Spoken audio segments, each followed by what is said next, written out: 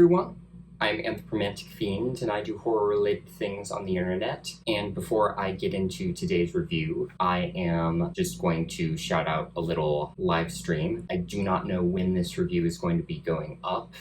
As of my filming this now, it is going to be going on tonight, but either in the very near future or the very near past, I will be or will have done a little live stream that I've been planning for a very long time with a few really good friends called The Great Commercial Nightmare.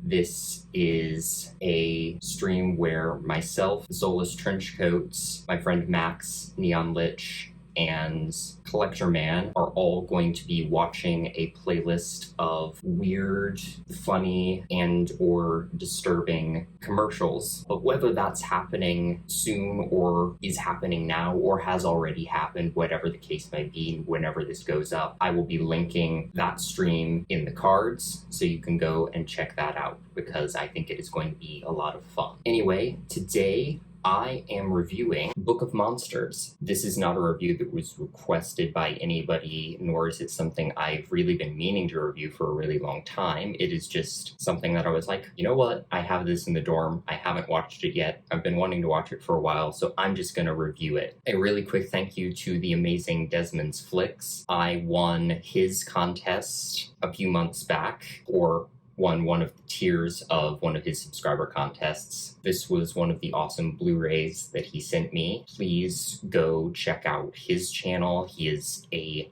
wonderful, wonderful human being with a really great channel. Book of Monsters is a relatively recent film. It's premiered on the festival circuit, as far as I can tell, sometime in 2018, opening up and premiering in some other festivals in 2019, and then finally premiering on DVD, Blu-ray, streaming, etc. in 2020. This film was directed by Stuart Spark, who has also directed The Creature Below, Frostbite, and The Storm. It stars Lindsay Crane, who is also in The Creature Below, as well as I'm not going to be able to say this well, Zomblogalypse, Long Gone, and Hobgoblin. Nicholas Vince, who is in Hellraiser, Nightbreed, and The Black Gloves. I don't know if that's Michaela or Michaela. I'm sorry, I've messed up the name.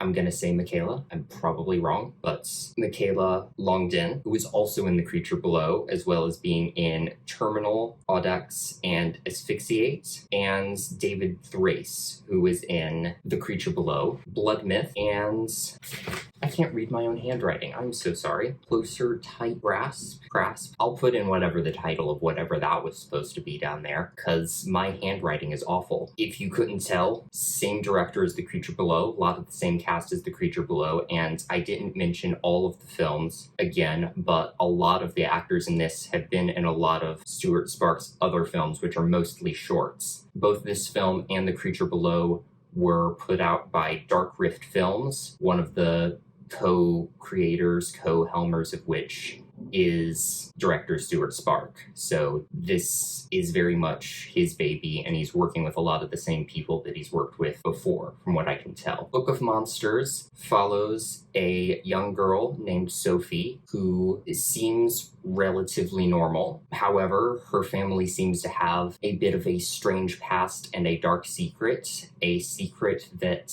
wound up killing her mom right in front of her when she was a kid. That's not a spoiler, that's the prologue of the film. Many, many years later, on the eve of her 18th birthday, she has a huge birthday party at her house, by which I mean one of her friends hands out a bunch of invitations around the high school without her permission and invites a bunch of people to her house who proceed to just trash the place. And amidst all of this, one particularly suspicious guest discovers the book that Sophie's mom used to read to her as a kid, and after a little bit of bloodshed occurs, the monsters from within the pages of this book wake up, emerge from the book, and start slaughtering people, and it is up to Sophie and her friends to put a stop to it. The score for this film was done by Dave S. Walker, who also did the score for films such as The Summoner, Five Pillars, and The Coop, and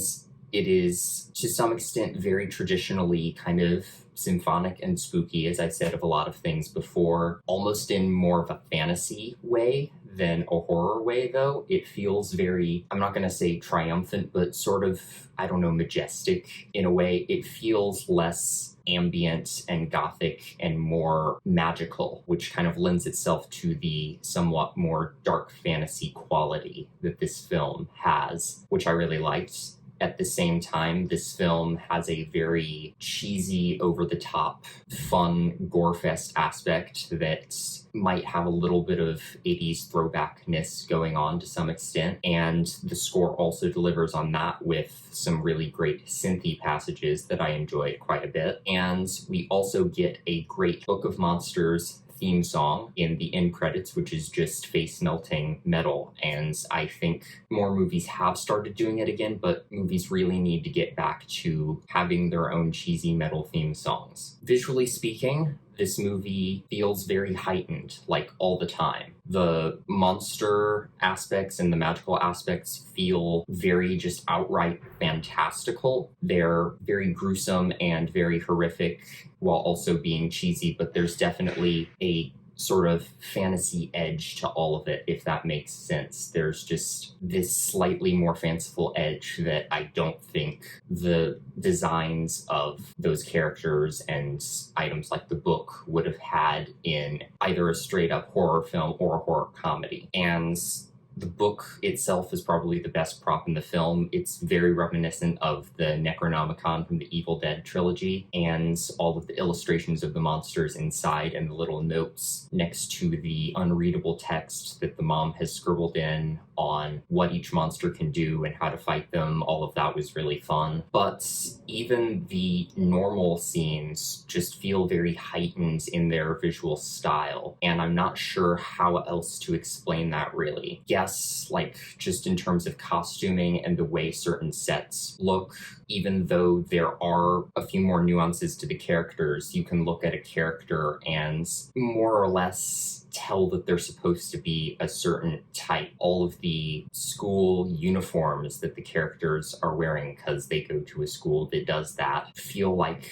exactly the stereotype you would expect of a school uniform, and just the different outfits of the characters seem to adhere to certain like token team characters without the character completely being that, which I'll get more into when I talk about characters. Kind of similar to a lot of 80s movies that I've talked about, there's a slight cheesy, heightened artifice to the whole feeling of the film that overall I kind of like. And character-wise, Sophie is by far my favorite character in the film, which is good because she's the main one. I really related to her in that I would probably react the same way as her in a lot of the situations she's getting thrown into. For example, her house getting crashed by a bunch of complete strangers. It infuriates her. She's scrambling to try and clean things up. She has to leave and basically have a mental breakdown at one point, and I was just with her the whole time. All of the supporting characters have sort of over-the-top aspects to them, while at the same time, some of them just kind of bleed into the background and aren't ultimately that distinctive. That's kind of contradictory, but there are like certain characters where you're like, that is obviously the stereotype of the gothy alternative person. This person's the super preppy jockey character, but we also get a little bit more to those characters in just very little ways that are fun. The one character that really has no distinctive traits but happened to be one of the most enjoyable parts of the film for me was Gary, who's just a guy. He happens to be there. He's just like, hi guys, I'm Gary, and just wants to hang around and be in the house, and follows the characters throughout their journey and helps them fight the monsters and do what they need to survive. But people generally tend to kinda ignore him, and the running joke is that nobody remembers his name. He gets called things like, Greg or George, or just other names that start with G that aren't Gary. And there's a scene where a bunch of people are giving each other a little pep talk to go fight the monsters, and he also happens to be there, but he's kind of getting excluded from it. He's just always on the outskirts of everything, and I just love him. Poor Gary. He just wants to live in the world, and it's not working out for him. On the flip side of that, we've got our stereotypical mean girl character who's just the absolute worst person I've ever seen. She's just mean and cruel on every single level, and she just annoyed the hell out of me every single second she was on screen, but that's, I suppose, kind of the point of the character, so I can't really complain about it. Job well done there, even though it really got on my nerves. And the monsters that we get are pretty fun and unique overall. We've got the character that's, minor spoiler alert, kind of turns out to be the big bad of the film, who is a shapeshifter that can take the form of other people, and that leads to some shenanigans. We've got one creature that kind of looks like what the common perception of a Wendigo is now.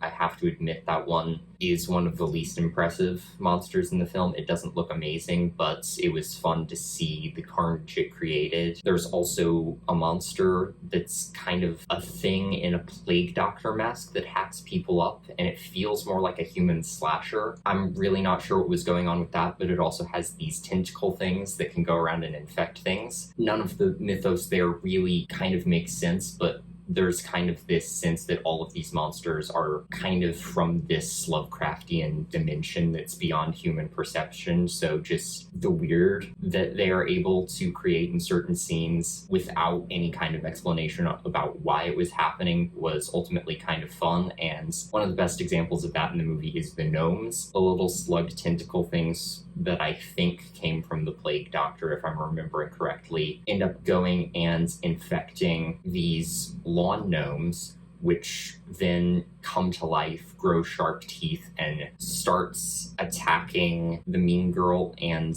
this male stripper that for whatever reason has been invited to the house by the mean girl, like specifically to torment Sophie, who I have neglected to mention happens to be gay, so she was just kind of petrified during that scene. But anyway, they are attacked by just tiny little lawn gnomes with sharp teeth. It's ridiculous and possibly one of my favorite scenes in the film. And there is also a djinn in this film. I'm doing 2 movies with djinn in them in a row. Go check out my review of Wishmaster, please. But I find it interesting that they went with djinn here instead of demon, because basically this is a creature that is trapped inside a portrait. It looks like Samara from The Ring. It escapes and just jumps around possessing people, basically. And I know that djinn have vessels that they need to be trapped in, but this thing really operated more like a demon in some ways. So the fact that they chose djinn is kind of odd to me, but it doesn't really add or detract from the film in any way. It was just kind of like, okay, it's a djinn. I don't know why it's a djinn, but I guess it is. And story-wise with this film, what you see is basically what you get.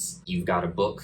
If you spill blood on the right page of the book and it's virgin blood, the monsters are going to come out and kill people. They gradually reveal a few more intricacies of the plot as they go along, and it sometimes kind of feels like those plot points kind of just come up at the last minute and then fulfill themselves instead of being kind of established earlier in the film. One of the major exceptions, I think, being the lawn gnomes.